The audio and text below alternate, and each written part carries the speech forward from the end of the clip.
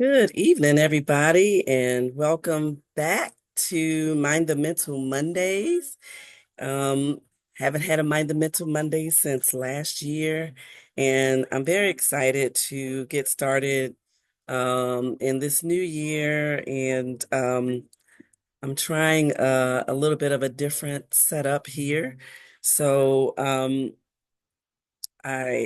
hope that this works.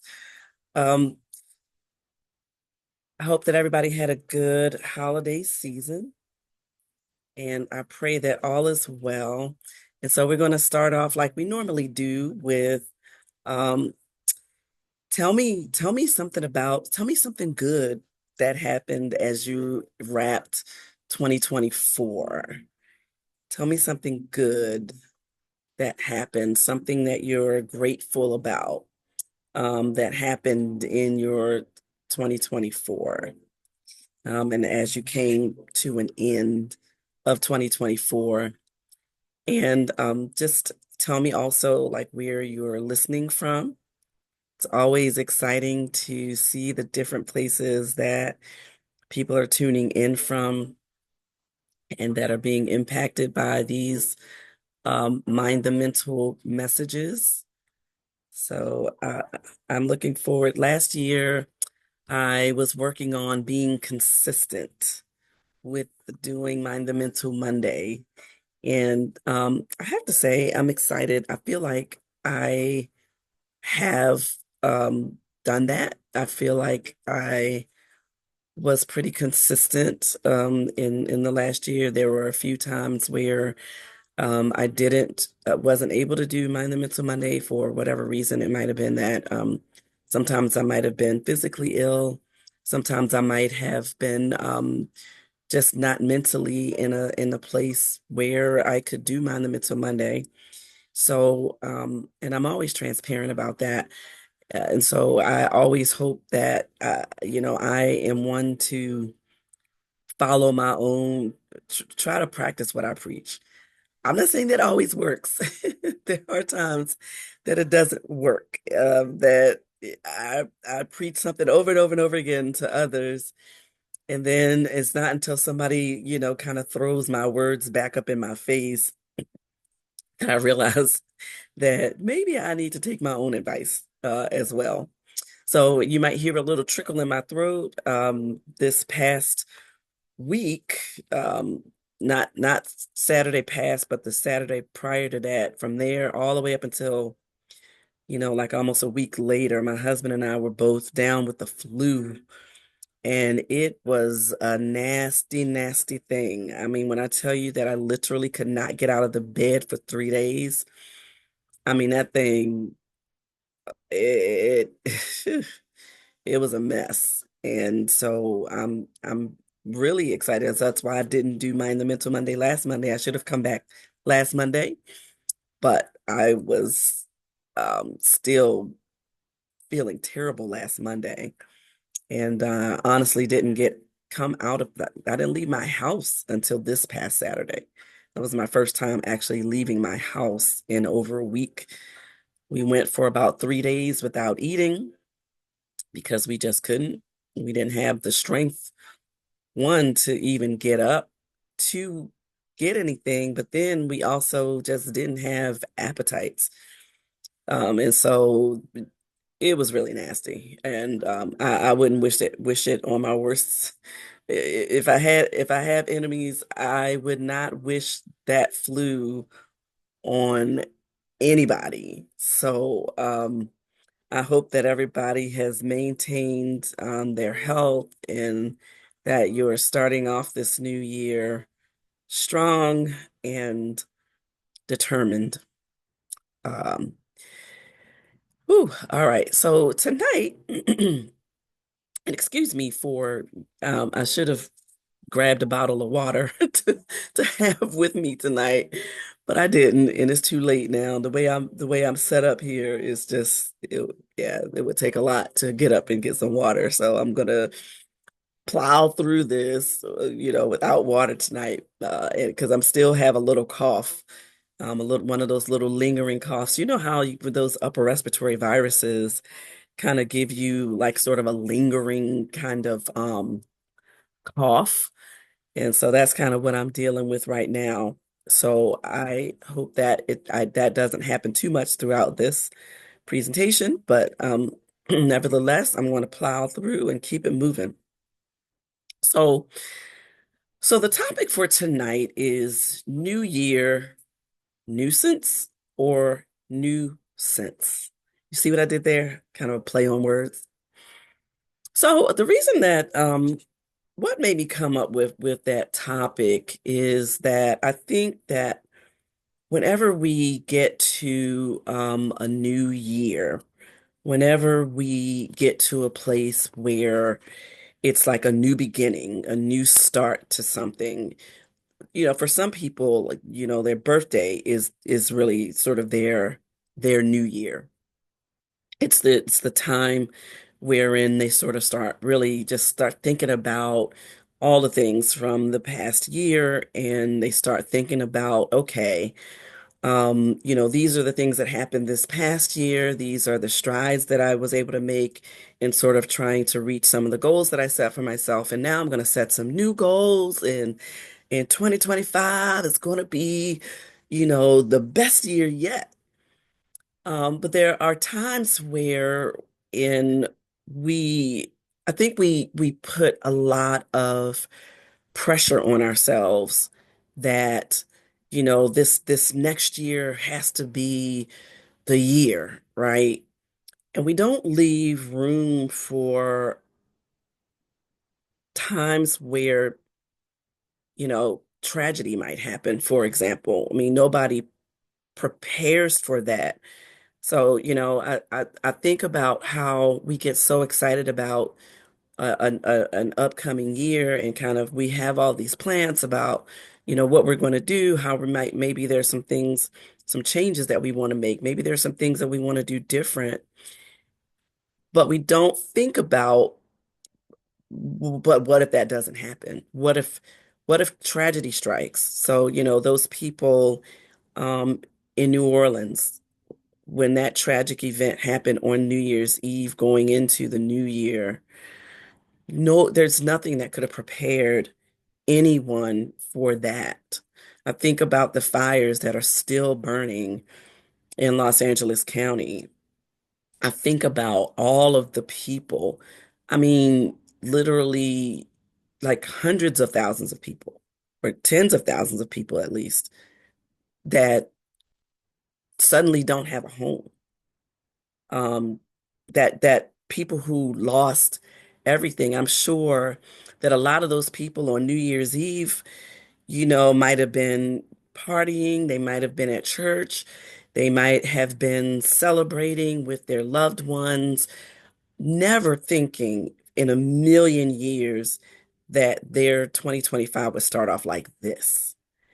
Um, a lot of us questioned how 2025 would be in November, right? After the election, it was kind of like, ugh, we already know the next 4 years is going to be crazy. Um, so we may be a little bit more prepared for that. But I think that we put a lot of pressure on ourselves to do all of these great things and to do things better in the next year than we did in the current year. And I'm not saying that is bad to have a desire to do better in the new year, to make some positive changes in your life about yourself that you might need to make. I'm not saying that that is a bad thing. I'm not saying that it's a bad thing to have a vision board and write out your goals for how you're going to do things differently if you're wanting to get a different result in this new year than in the last year. But we also don't want to put so much pressure on ourselves that we aren't able to be flexible when those things don't happen the way that we say that they're going to happen. And especially when the in the weeks leading up to our new year, we have all of this excitement and plans, and then New Year comes, and those plans that we have don't come to fruition. I remember, when back in November, I had these plans of, I was going to sort of really, really sit down and like write out my goals for the year, and I was going to, you know, pray and meditate and think and go to God about, okay, God, what is your vision for the kinds of things that you plan to have me doing in 2025, the kinds of ways that you might have me to minister in 2025. I really had planned to kind of do that. I planned to get everything together and really kind of have at least half the year sort of mapped out. And then I was going to, have this meeting with my team and, make sure we're all on the same page and all of this great stuff that I had planned. And then I got sick, not once, but a few times. Like I've been sick. I got sick like 3 times with like major sicknesses, within a couple of months. So, um, all the things that I had planned to do to make sure that my 2025 got off to a great start didn't happen. And I was really disappointed about that.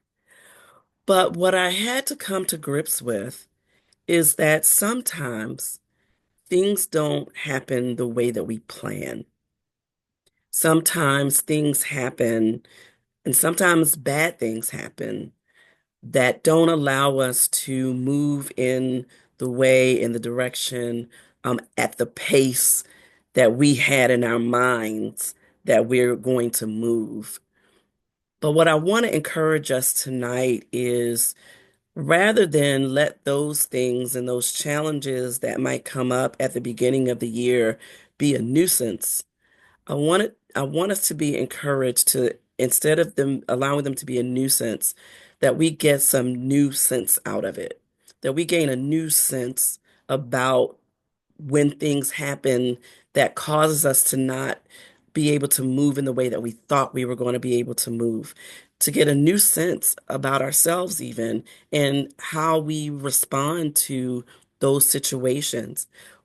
When we find ourselves in those kinds of situations where we where things aren't going as planned, when things take a turn for the worst and we're not really prepared for it, it is in those moments that we are able to gain a new sense about ourselves and our abilities to be flexible, to handle hard things, and to keep moving forward even when we feel like we've been knocked 10 steps back. Like even when we've been knocked back, forward motion is still a possibility. Um, and I also want us to understand that when tragic things happen, we don't have to pretend that it didn't happen. We don't have to pretend that everything is all right because everything is not all right. Like, the people in LA lost everything, a lot of them. Um, the people in New Orleans were just out celebrating that this opportunity for a new year, and there's several families who now have an empty place at the table, who had no idea that something like this was about to happen. And so we don't have to, pretend that when these kinds of tragic events happen, that they don't impact all of us in some kind of way. Even if you don't know anybody personally affected by these tragedies, there is a collective, um, there's the collective trauma that we experience as a nation, as people who care, anybody who cares about anybody else. Like if you have a caring bone in your body, it doesn't matter that maybe you don't know anybody personally affected by these tragedies. You're going to feel a sense of grief and loss because you're going to empathize with your fellow human beings. And you might not understand what that kind of loss feels like personally, what it entails, the kind of emotional trauma, but you do have a sense of empathy that that occurs when something happens to other people. And so someone on Facebook asked a question. The question is, what did you do when you changed your plans? The honest answer to that question is, I didn't do anything. Um, I allowed myself, my body to heal from being ill.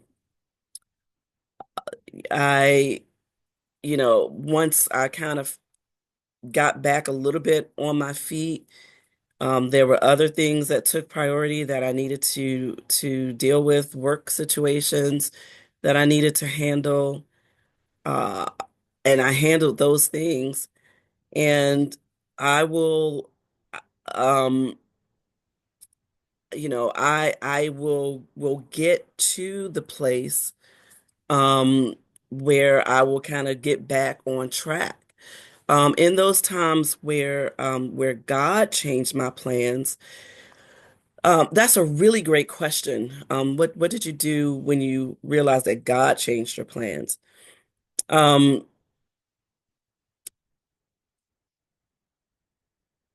I think so. There was one situation that happened to me a few years ago where I felt like God was direct in telling me exactly what He wanted me to do. And it turned out, when I thought that that was happening, that it did not happen. And to be honest, I was mad with God. I was angry with God for a while because I was like, God, you told me that this is what you wanted me to do. And, while I didn't sort of fall out with God completely, I still continue to be prayerful about, okay, God, this is, maybe what I thought I heard you say is not what you actually said. Maybe I just thought that up in my head. Um, but what I'm realizing now, years later, is that it wasn't really that God had changed the plan. It was He changed how He wanted me to execute the plan. And I'm just seeing that now. This is like 5 or 6 years ago. So let me just, okay, this is really good. I can give a really concrete example. So what happened was I had gotten to a place. I probably shouldn't be sharing this on social media, but I already wrote it in my book. So I'm gonna go ahead and share it anyway. I got to a place where I was really frustrated at my job, right? Not because the job is bad, not because the people that I work with are bad. In fact, I work with a really great team. I actually like the people that I work with. Um, and I don't, my job is not bad, but it's not fulfilling for me at this stage in my life. There are other things that I feel like God has called me to. One, and in the mental health space was one of those. So I had applied to a program at the university where I work. I had gotten accepted. It was a program that would have allowed me to complete my training as and become ultimately to become a licensed mental health therapist. Um, and it would have allowed me to the point at which I was eligible to retire from from where I work, which was last year, I would have my plan, listen to me, my plan was to retire and then go into a whole new career, which felt crazy, right? Because I just turned 56 years old. So what kind of nerve do I have in my close to 60 talking about making a career change? I mean, it didn't really make sense, which is why I thought it was God, because a lot of times God, moves you in directions that really in our minds don't make sense. And so I said to God, okay, yes, I could see it. It was all, I could see it. I could see the vision clearly. I really could. I was excited about it. Um, but what I heard from God is, I'm going to allow you to get this extra education, and it's going to be free because I still had student loan debt from not only my education but my children's education. And so because this program was through the school where I work, I thought that they were going to cover my tuition. Turns out that they weren't covering 100% of the tuition. They were only covering a percentage of it, which would have caused me to have to come out of pocket to the tune of like $60,000. I don't know, I had $60,000. And I was like, no. And I already had two master's degrees at that point. And so I'm like, and this would have been a third master's degree. So I was like, but God, you told me that it would be free. Like I know I heard that, right? But what I came to understand is, interestingly, prior to all of that, after I started like, because I do, I'm up on some of the mental health literature. I do have a degree in public health and health behavior and health education. So I do understand the nuances of people and their behaviors and trying to understand why people behave in some of the ways they do. And so prior to doing this, someone had told me, someone who was very is sort of like uh like uh, uh, a person who is very learned, very smart, was a professor of mine whom I trust, had said to me before all of that, why do you feel like you need this extra schooling to do things in the area of mental health? Like you already have the knowledge that you need to help people, you know, uh, in the mental health realm, and for those things that you don't have, licensure for, you have the resources that you can point them to. So why do you feel like God is calling you to do that? Maybe God is calling you to do something in the mental health realm, but in a different way and through different means. This was 6 years ago, right? And so it wasn't until maybe 3 years ago that I started moving more in the mental health space, but sort of talking about mental health and faith and the intersection between faith and mental health. And I've been doing that now. I mean, I do workshops for churches. I, talk to people one-on-one. I do these Mind the Mental Mondays. And so it's like, it wasn't until like later, after being mad with God, after, just being like, I don't get it, almost wanting to just quit everything. But the way my bills are lined up, my bills were like, no, because I'm gonna still need to get paid.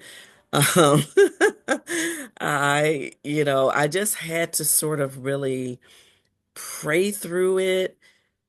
And sometimes God doesn't give the answer immediately, but in eventually you start to see these patterns happen in your life and shift. And so even in doing these Mind the Mental Mondays, I I pray about, God, what message do you want me to do?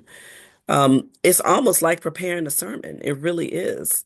And sometimes, very more often than not, I might plan to talk about one thing, but an hour before Mind the Mental Monday, God will give me something else and say, no, this, I want you to talk about this. So it's not easy to, when you feel like God has given you a plan and then that plan changes. But what we have to understand in those instances is that while what we saw as the plan might change, God is consistent. God is faithful. And God, when he makes a plan, his plans don't change. Um, our understanding of his plans might change, but he always knew what the direction that he was going to point you in and how you were going to get to where he wanted to take you. And so a long time ago, during around that same time when I was upset with God about this whole thing, I had gone on a women's retreat, and I was I had gotten off to myself, and they had the retreat center that we were at had like a prayer room, and it was like different stations of prayer where you get to like one of the stations you could like listen to music, and and then you can pray however you wanted to, write out your prayer however you wanted to do it. But in the midst of that prayer, God said to me just as clear, and I've said this so many times, I've told so many people about this, but it was just so clear to me. He said to me, he said to me, I know the plans that I have for you. The fact that you don't know them is of no consequence. I got you. I know where I'm taking you. But if I tell you where I'm taking you right now, one, you might try to run in the opposite direction, which I've done a few times already.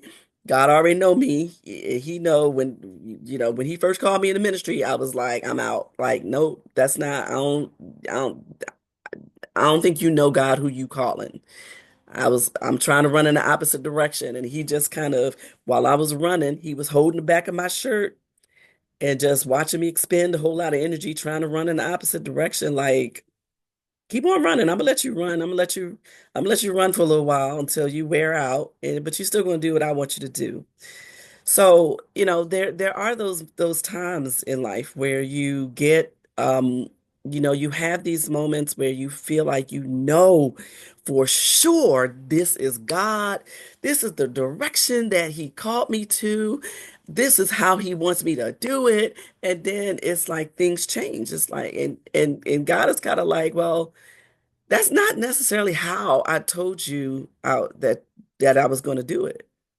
That's not how that's I didn't give you instructions about how it was going to happen. I just told you the general direction to which I was calling you to do some things. And so what happened in the course of all of that, while I don't have a third master's degree that I've kicked out an extra $60,000 for, I have a book that I wrote about mental health, marriage and mental health.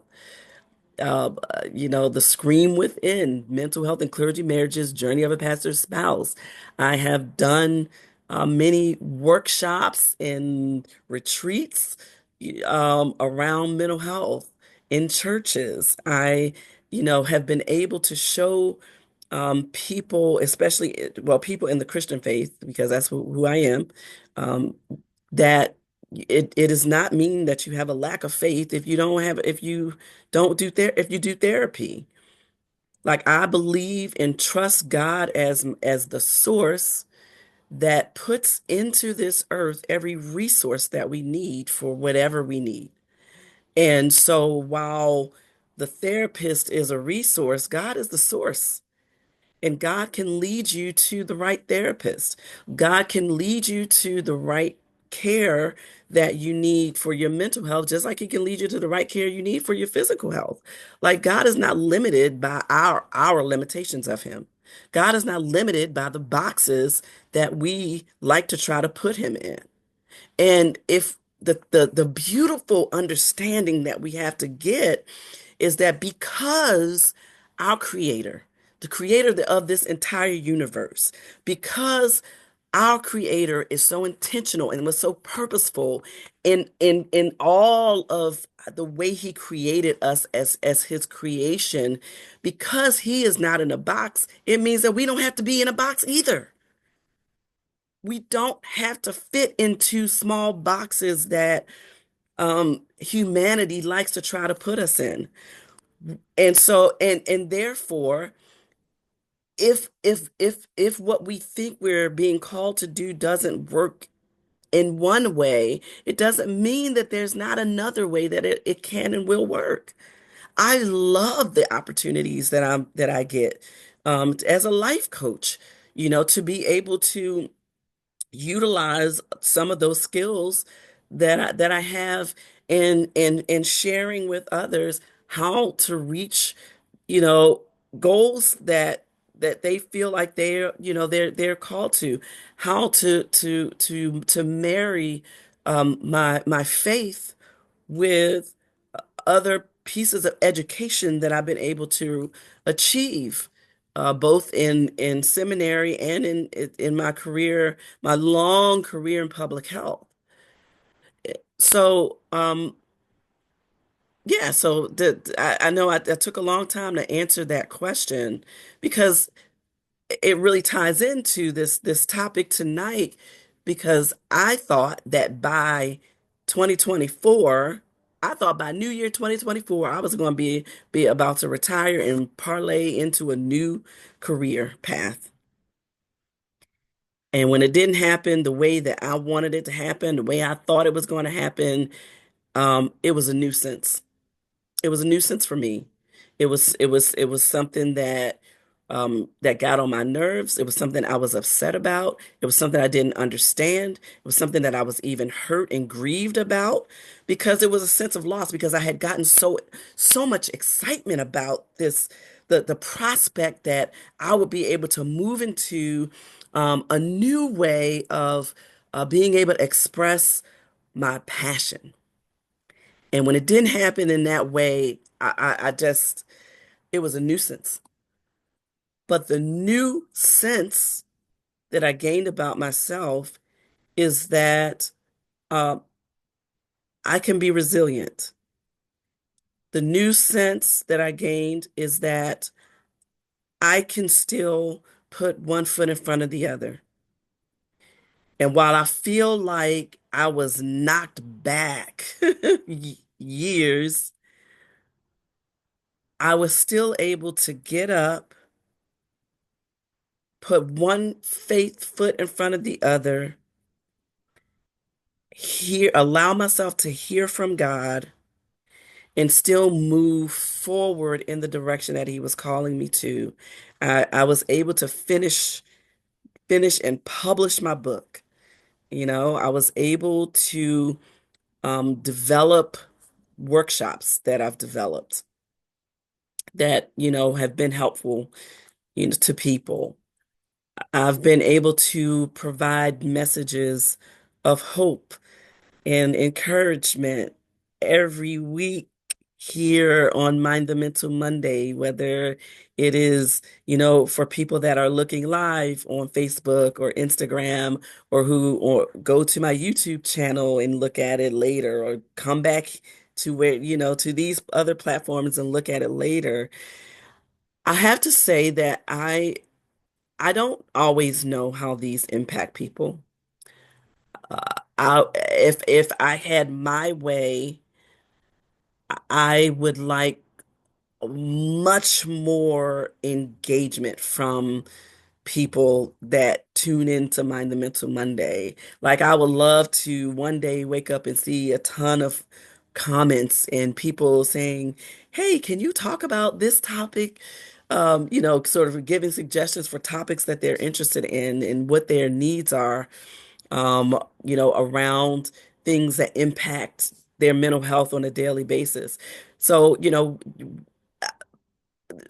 another different direction that God has put me in, even for Mind the Mental Monday, is my original idea for Mind the Mental Monday was really to build a community of people who are caregivers to people with various mental health issues, but mainly depression, because that is something that I have dealt with in my family. And so I wanted to create a safe space for people who may not have mental health challenges themselves, but who are loved ones, who have loved ones that they care for, that they are trying to help work through different mental health challenges in their lives.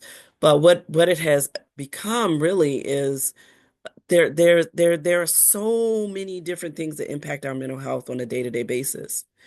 And so now it really has become just talking about just a variety of different topics that impact our mental health. Our mental health is impacted by our everyday life, and mental health is not mental illness.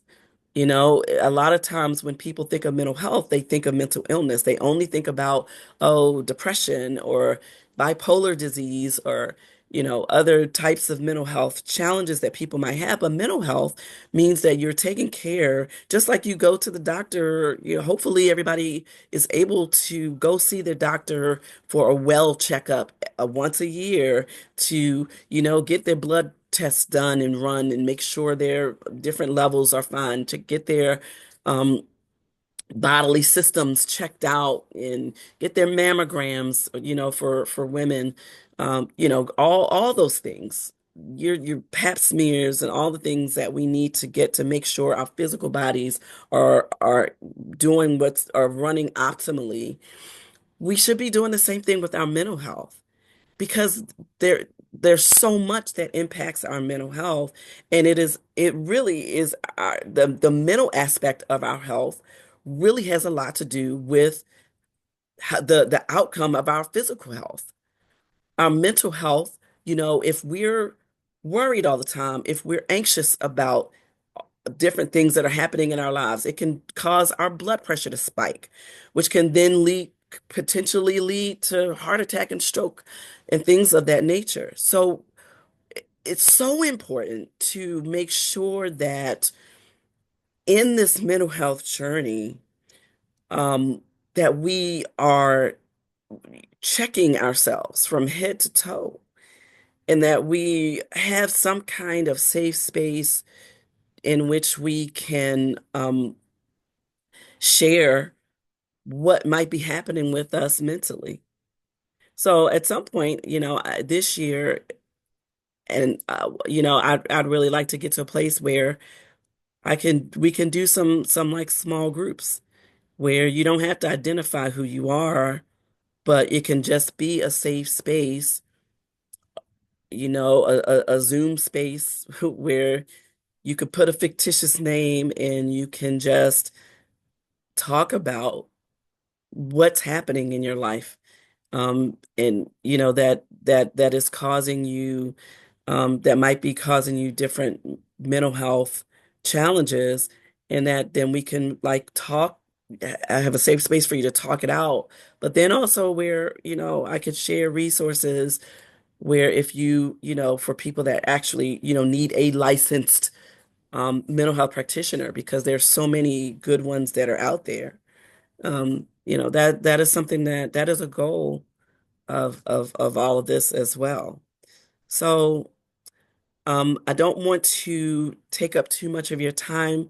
I hope that this, just sort of sharing all of this transparently has been helpful, where, rather than putting so much pressure on ourselves to do everything that we said we were going to do, that we keep on putting one foot in front of the other, that rather than letting those sort of temporary setbacks become a nuisance in our lives, that in the process of dealing with those nuisances, we gain a new sense of self, a new sense of, you know, knowing that, as I move forward, now I'm at a place where I can look back and say, you know what, that was a nuisance. I was really mad at God.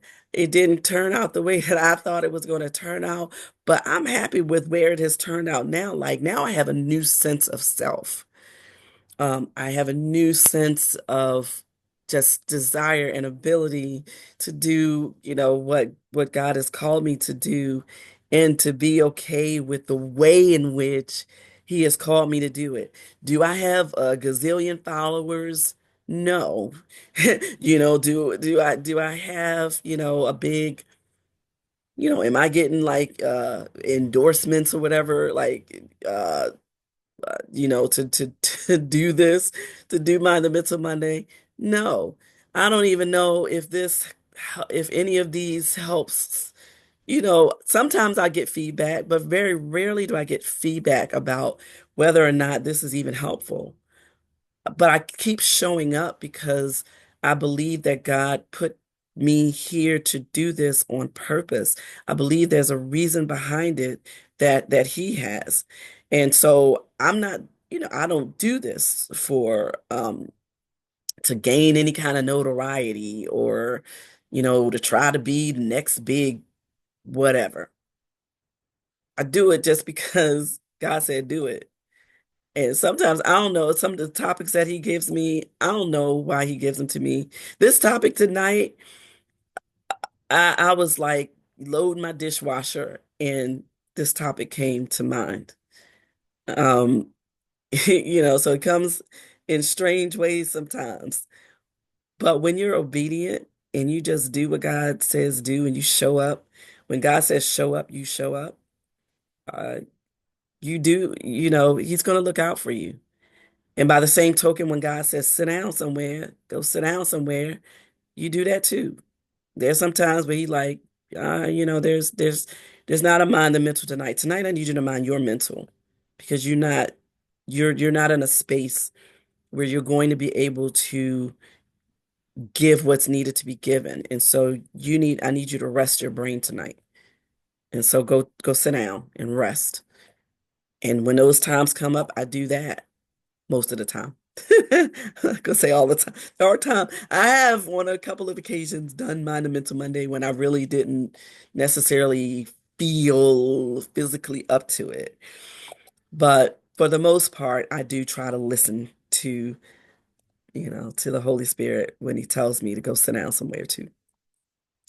Um, all right, so that is it tonight. Please, please, please let us continue to lift up our brothers and sisters in Los Angeles County. Um, there's a lot out there on social media with the various ways in which we all can help, sending donations. Just make sure that it's like legitimate places, because unfortunately we have people out here who try to take advantage and will try to make money off of people's hurt, which is terrible. So we have to, make sure it's something that's trustworthy. Um, if you're, sending money. But there are other donations that you can send and ways to send it. And so let's all try to do our part to help. And it doesn't even have to just be the people in LA, but for those wherever you live, whatever your community is, there are people that need help some kind of way. It could just be an encouraging word. And that is a part of minding the mental as well, because I believe that when you give of yourself to others, that really helps your mental health as well. It doesn't hurt to give a smile. That's free all day. It doesn't hurt, if when it's appropriate, to give a hug, to share an encouraging word to a total stranger. Sometimes you could just be in a store and somebody has on a nice outfit and they look nice. Just tell them, hey, you're beautiful. Share an encouraging word wherever you go. That's free, right? It is free all day. That all of those kinds of things are part of minding the mental. But also, as you're doling out encouragement to others, encourage yourself. Encourage yourself too. Encourage yourself. Look at yourself in the mirror and say, hey, beautiful, you are fearfully and wonderfully made. Don't you go out here with your head down, acting like you ain't nothing. Go out here with your head up and take and know that you are made in the image of your creator who made you intentionally and on purpose. And so be intentional. Y'all know that's my word. That's I don't have like I don't necessarily have new words for the year. I don't really do that. Intentional is has been my word for the last many, many years at this point, and it's still my word, intentional. But also discipline and consistency. All of those things are important to maintaining your mental health, are important to minding the mental. So just remember that. And even if your new year has started off with a whole lot of things that seem to be more of a nuisance, use those nuisances to gain a new sense of self, a new sense that even with the nuisances that are going on, that you can still make it. You can still persevere. You can still endure. And that regardless of everything else that might be going on in the world around us, remember that there is absolutely nothing that can separate us from the love of God. So be at peace with that, even when you're dealing with the nuisances in your life. God bless you and have a great evening. And Lord willing, and the creek don't rise. I will see everyone next week. Don't forget to subscribe to my YouTube channel, Benita Weathers 329. Go subscribe right now if you haven't already done it. God bless you and have a beautiful night. Good night.